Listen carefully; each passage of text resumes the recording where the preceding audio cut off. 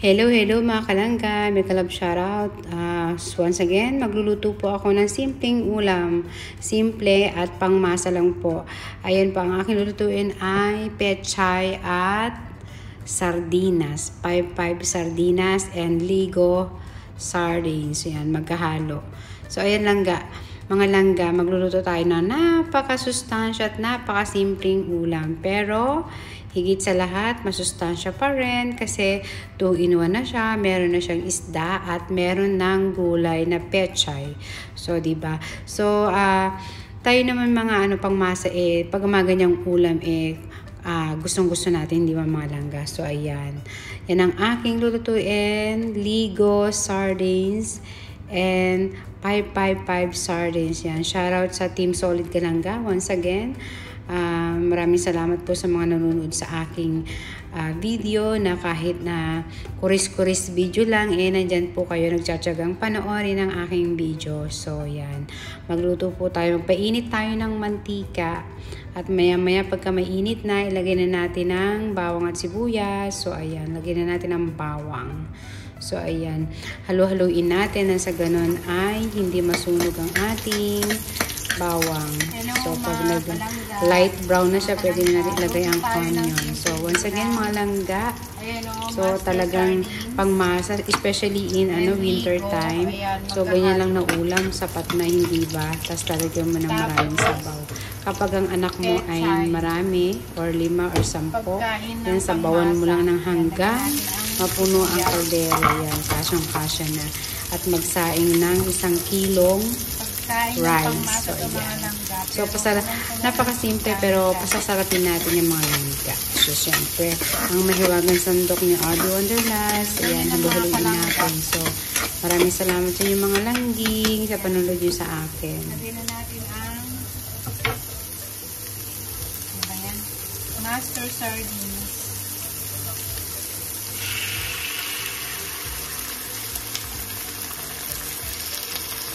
Ayan, may 4 na pirasong laman. So, wala tayong isda ngayon na preso. Ang isda natin ay nasa initan. Lagyan natin ang 2 latang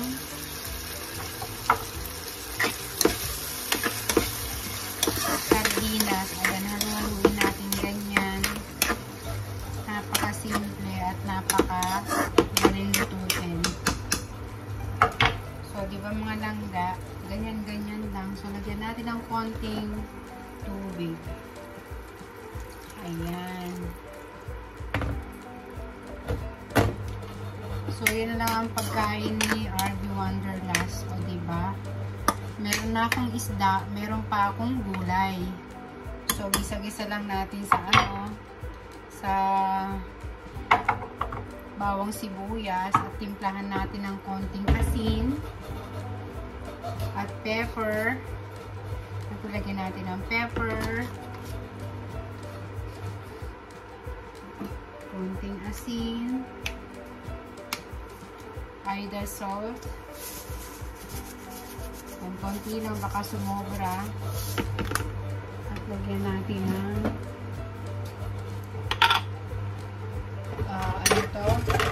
lagyan natin ng garlic powder. Yan, optional lang naman yung mga langga. Yan. Ayan. Kung gusto nyo lang lagyan nyo. Pwede naman hindi lagyan. So, pang-dagdag ingredient lang yan mga langga. Ayan, antayin natin kumulo. Laksan natin para mabilis kumulo. So, sobrang bilis lang itong lutuin mga langga. Pag kumulo na lagay na natin ang pechay. So, shout out nga pala dyan sa mga nanonood sa aking mga video na ina-upload. So, mega love shoutout sa inyong lahat dyan. And shout out to Team Solid Kalangga, Langga Make the Day, Langga Emily 19 Official. And sa lahat pa ng mga kalangga dyan, mega love shoutout. Sana yung kayo magsasawang manood sa akin mga ina-upload na video na napakasimple lang. Yan, tikman natin kung ano na lasa. Napakasarap, napakalinamnam. So, yung sardinas is siya, medyo may anghang-anghang na konti.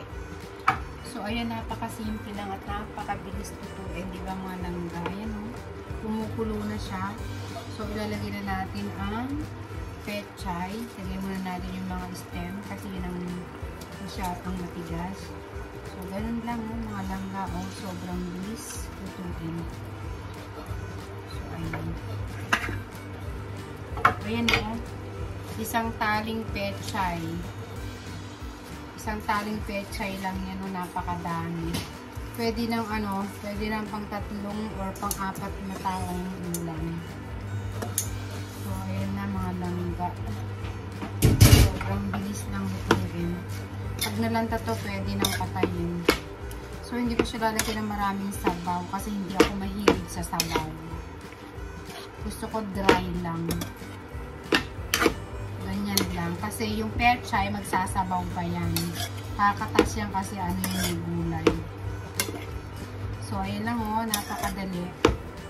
Napaka-simpleng ulam. Pero napaka-sustansya. Lalo na itong pechay na to. Sobrang sarap. Ayan, pwede na siya, oh. Pag nalanta to, pwede na itong mga langga. Ayan. Pakuluin muna natin ng mga 5 minutes. Pagkulo ng 5 minutes yan, pwede na natin patayin. So, takpan muna natin ng mga pakuluin muna natin sila mga 5 minutes. After 5 minutes, luto na yan. So, yan. Tignan natin mga langga. Ayan, kumukulo na siya. Ayan.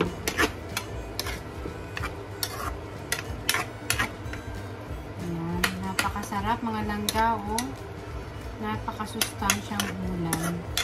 So, na siya, 2-in-1, may isda na at meron ng gulay, diba?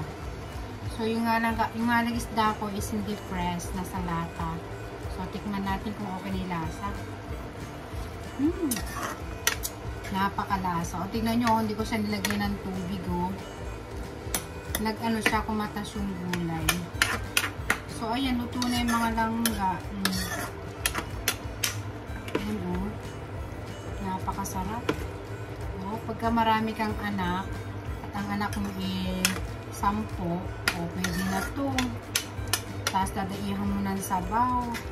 So, yung mga anak mo, mabubusog sila. Sabaw lang, sapat na, diba? Sarap. Sarap to, lalo pagka sa umuulan na panahon. So, ito lang yung ihanda. Sapat na. So, ayan, mega love shoutout sa inyong lahat dyan. Yan, salamat. Ito ng aking pechay with sardinas. 555 sardinas and Ligos sardines. So, patay na natin. Oh, wow! Luto na ang aking pechay at sardinas or tinapa. So, ayan, luto na po ang aking mahiwagang ulam na pangmasa.